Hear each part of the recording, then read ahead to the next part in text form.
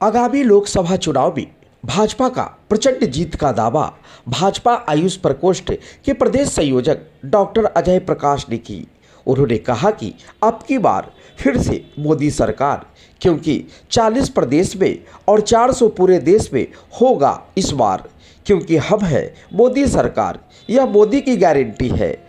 उनका कार्य को देख पूरा देश भाजपामय हो गया है। पूरे देश में महागठबंधन का सूफरा साफ हो जाएगा, क्योंकि कोई नहीं है टक्कर में। भाजपा तो जो स्थिति है वो तो सर्वविदित है, और सर्वविदित कहने का सेंस हमारा है कि भाजपा तो सभी के दिल में है।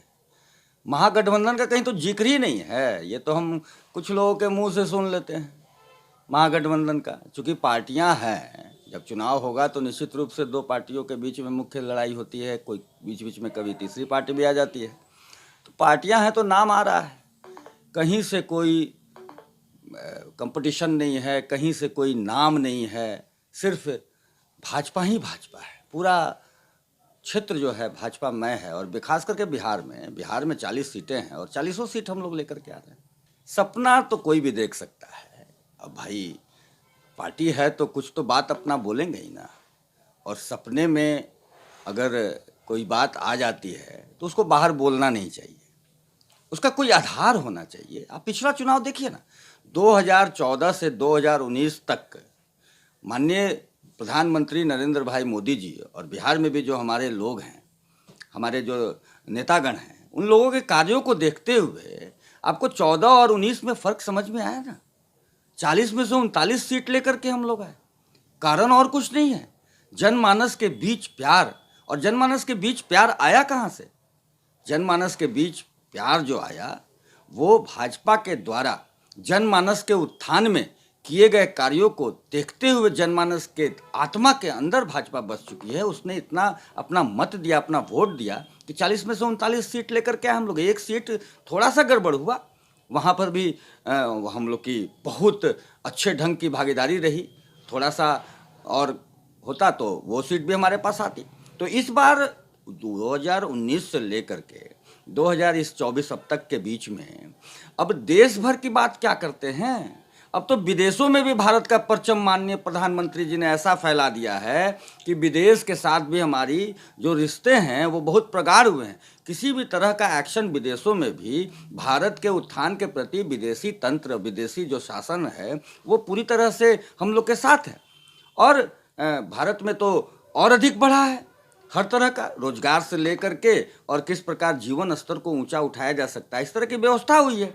तो जनमानस के आत्मा में भाजपा का निवास हो रहा है। निश्चित रूप से ये 40 सीट तो हमारे पास आ ही रहा है, और दूसरे प्रदेश में भी इतनी संख्या आ रही है कि इस बार भाजपा 400 पार करने जा रही है। ये तो नीतीश जी हमारे माननीय मुख्यमंत्री महोदय तो पहले ही बता चुके हैं कि महागठबंधन ऐसा करने का कोशिश कर रहा था और विकास के धारा को भी तोड़ने का कोशिश कर रहा था। तो उनका विचार अच्छा रूप में रहा है और भाजपा के साथ मिल करके विकास अपना करने में उनको मतलब सहूलियत होती है और उसको गति मिलता है। तो इस तरह का कोई बात नहीं है। और निश्चित रूप से दोनों पार्टी, जदयू और भाजपा, उसके साथ साथ अन्य गठबंधन जो हमारे हैं, जो रामविलास पासवान जी की जो पार्टी है, चिराग पासवान जी की, रालोसपा, और हमारे जीतन राम मांझी जी, जो उपेंद्र कुशवाहा जी, सभी के साथ मिल करके। पशुपतिनाथ पारस भी आपके परिवार हुआ करते थे, लेकिन ये जो काफी विरोध कर रहे हैं आपका। नहीं, विरोध क्या है, अब राजनीति में तो ये सब होता ही है निश्चित रूप से। और वो भी एक व्यक्तित्व हैं और हम लोग के साथ लगातार काम करते रहे हैं, अभी भी। लेकिन अब तो महागठबंधन का दरवाजा खटखटा रहे हैं। अब सबकी अपनी अपनी महत्वाकांक्षाएं होती हैं। निश्चित रूप से सेवा करने के लिए हम लोग की जो अपनी एनडीए की टीम है, वो टीम अपना जनमानस की सेवा करने के लिए अपनी लगी हुई है। उसमें ये मानते हैं कि वास्तविक रूप में चिराग पासवान जो भाजपा का हनुमान है। नहीं, चिराग पासवान जी तो अब देख रहे हैं कि आप बिल्कुल प्रखर हैं, युवा हैं, और आज के समय में युवा की अत्यंत आवश्यकता है। युवा के अंदर एक अलग जोश भी होता है, और जो हमारे नेतागण हैं उनका एक्सपीरियंस उनके साथ मिलता है, तो एक अच्छा जो बहुत एक लंबी लाइन खींचने में मदद मिलती है। यानी अब चचा के पास कुछ नहीं बचा। नहीं, चचा ऐसा मैं नहीं कह रहा हूँ। चचा के साथ तो अब हम काम कर ही रहे हैं और आगे भी करने का वैसा होगा तो हम लोग करेंगे। लेकिन अगर कोई किसी कारणवश अगर साथ छोड़ना चाहता है, जाना चाहता है, जो परिस्थितियाँ देखिए राजनीतिक स्तर पर देश के विकास की बात करनी है हम लोगों को, तो निश्चित रूप से हमारा जो लक्ष्य है यहाँ 40 का 40 सीट लेना, और वो मिल भी रहा है। तो उसमें वो किस प्रकार आ रहा है, तो फिर सीटों का बंटवारा हमारे वरिष्ठ नेतागण ने उस तरीके से किया। तो उसके अंतर्गत अब पारिवारिक उनकी अपनी बात है, तो उस पारिवारिक बात में वो चचा भतीजा लोग अपना समझेंगे और उस चीज़ को अगर निपटारा होता है तो करेंगे।